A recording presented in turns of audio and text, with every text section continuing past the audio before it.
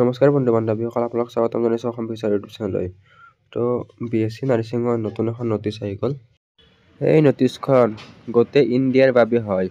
ইয়াত অসমৰ SSUHSৰ বাবেও হয়। BSc নাৰ্ছিঙত যি 2024-25 ছিজন আছে, ইয়াৰে অনলাইন এপ্লিকেশ্যন কেতিয়াৰ পৰা ষ্টাৰ্ট হ'ব, তো ইয়াৰে চিলেবাছ কি, এপ্লিকেশ্যন ফিজ কিমান হ'ব, এই সকলোবিলাক তথ্য এইটো ভিডিঅ'ত জনাম। লগতে আপোনালোকে কি কি কিতাপ পঢ়িব লাগিব, ইয়াৰে এণ্ট্ৰেন্স এক্সামৰ ডেট, এই সকলোবিলাক তথ্য এইটো ভিডিঅ'ত পাব।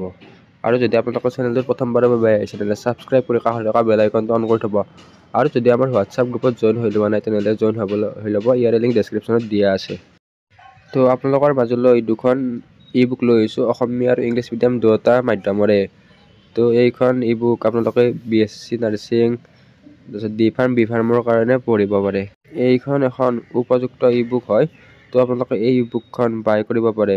তো ইয়াতে হোৱাটছআপ নম্বৰটো দিয়া আছে, আপোনালোকে হোৱাটছআপত মেছেজ কৰি বাই কৰি ল'ব পাৰে বা ডেছক্ৰিপশ্যনত লিংক দিয়া আছে, তাৰে পৰাও কিনি ল'ব পাৰে। তো এই নটিচখন জাৰি কৰিছে ইণ্ডিয়ান নাৰ্ছিং কাউন্সিলৰ ফালৰ পৰা। তো 29 জানুৱাৰী 2024 তাৰিখে জাৰি কৰিছে। তো ইয়াতে এইবিলাক আগৰ নটিচৰ কথা কোৱা হৈছে। তো ইয়াতে মেইন টপিকখিনি হৈছে এইখিনি পইণ্ট।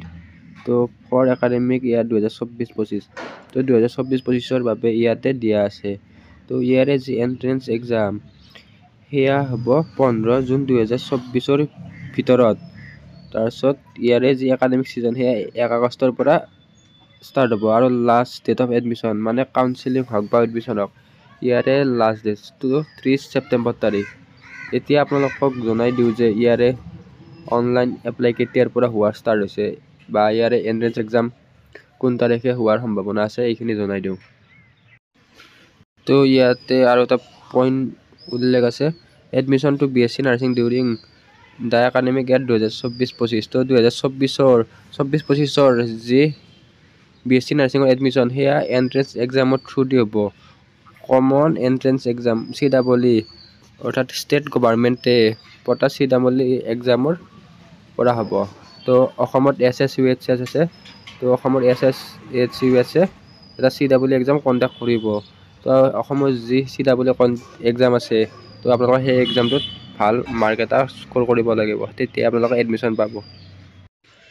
তো ইয়াতে আপোনালোকৰ এক্সামটো 15 জুন 2024ৰ আগতে পাতিব দিছে। মানে ইয়াৰে যি অনলাইন এপ্লাই, সেয়া ষ্টাৰ্ট হ'ব প্ৰায় 10 মে'ৰ পৰা 25 মে'লৈকে। এইটো সম্ভাৱনীয়, প্ৰায় 10 মে'ৰ পৰা আৰম্ভ হোৱাৰ বহুতখিনি সম্ভাৱনা আছে।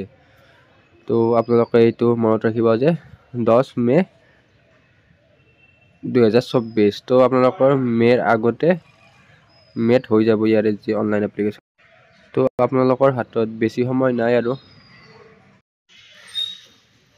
তো এইটো হৈছে ফেব্ৰুৱাৰীৰ মাহ, ফেব্ৰুৱাৰীৰ প্ৰায় 10 দিন যাবই। তাৰপিছত মাৰ্চ, এপ্ৰিল, মে', জুন। তো আপোনালোকৰ হাতত প্ৰায় 3.5 মাহ সময় আছে। তো 3.5 মাহ সময়তে আপোনালোকে ইয়াৰে ক্লাছ 11 আৰু 12ৰ চিলেবাছ সম্পূৰ্ণ কৰিব লাগিব। তো সময় খুবেই কম আছে।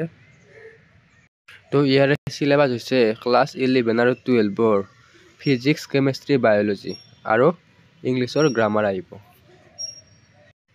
তো যদি আপোনালোকে আমাৰ ই বুকখন ল'ব পাৰে তেনেহ'লে অসমীয়া আৰু ইংলিছ দুয়োটা মিডিয়ামতে পাই যাব। এইটো লৈ ল'ব পাৰে, আপোনালোকে হোৱাটছএপত কণ্টেক্ট কৰিলে হ'ল। আৰু ইয়াৰে এণ্ট্ৰেন্স এক্সামিনেশ্যন অসমীয়া আৰু ইংলিছ দুয়োটা মিডিয়ামতে হয়। নেক্সট, ইয়াৰে এপ্লিকেশ্যন ফৰ্মৰ ফিজ কিমান টকা ল'ব। তো লাষ্ট ইয়াৰ ইয়াৰে এপ্লিকেশ্যন ফৰ্মৰ ফিজ হৈছে 2000 টকা লৈছিল, এইবাৰো ছেমেই হ'ব, প্ৰায় 2000 টকাই ল'ব। তো এতিয়া ইয়াৰে এণ্ট্ৰেন্স এক্সামৰ বাবে কি কি কিতাপ পঢ়িব লাগিব সেয়া কৈ দিওঁ। ইয়াৰে আপোনালোকে অসমীয়া মাধ্যমৰ বাবে কোনো ধৰণৰ কিতাপ নাপায়। যদি আপোনালোকে ল'ব বিচাৰে আমাৰ ই বুকটো ল'ব পাৰে, আমাৰ ই বুকটো অসমীয়া মাধ্যমত এভেইলেবল আছে। তো ইংলিছ মিডিয়ামৰ কাৰণে আপোনালোকে ফ্লিপকাৰ্ট বা এমাজনত বুককেইখনে পাই যাব, তাৰে আপোনালোকে আৰিহান্তৰ কিতাপখন কিনি ল'ব পাৰে, প্ৰায় 550 মান টকা হ'ব চাগে। তো ইয়াৰে আৰিহান্তৰ লিংকটো যদি পাৰোঁ ডেছক্ৰিপশ্যনত দি দিম, তো আপোনালোকে তাৰ পৰাও কিনি ল'ব পাৰিব। তো ইয়াতে এবাৰ চমুকৈ কৈ দিওঁ, ইয়াৰে অনলাইন এপ্লিকেশ্যন মে' মাহৰ 10 তাৰিখৰ মানত ষ্টাৰ্ট হৈ যাব। ইয়াৰে এণ্ট্ৰেন্স এক্সাম হোৱাৰ চান্স আছে জুন মাহৰ 9 তাৰিখ বা 16 তাৰিখ, কাৰণ ইয়াৰ এন্ট্ৰেন্স এক্সাম সানডে পাতে। তো জুন মাহৰ 9 তাৰিখ আৰু 16 তাৰিখ সানডে আছে। তো 9 তাৰিখে ইয়াৰে সম্ভাৱনীয় এন্ট্ৰেন্স এক্সামত ডেট হ'ব লাগে। তো এইটো ভিডিঅ'ত এইখিনিয়ে আছিল আজিলৈ ইমানে। তো আপোনালোকে চেনেলটো ছাবস্ক্ৰাইব কৰি বেল আইকনটো অন কৰি থ'ব, তেতিয়া আপোনালোকে নটিফিকেশ্যনবিলাক সকলোতকৈ আগতে পাই যাব। আজিলৈ ইমানে, ধন্যবাদ।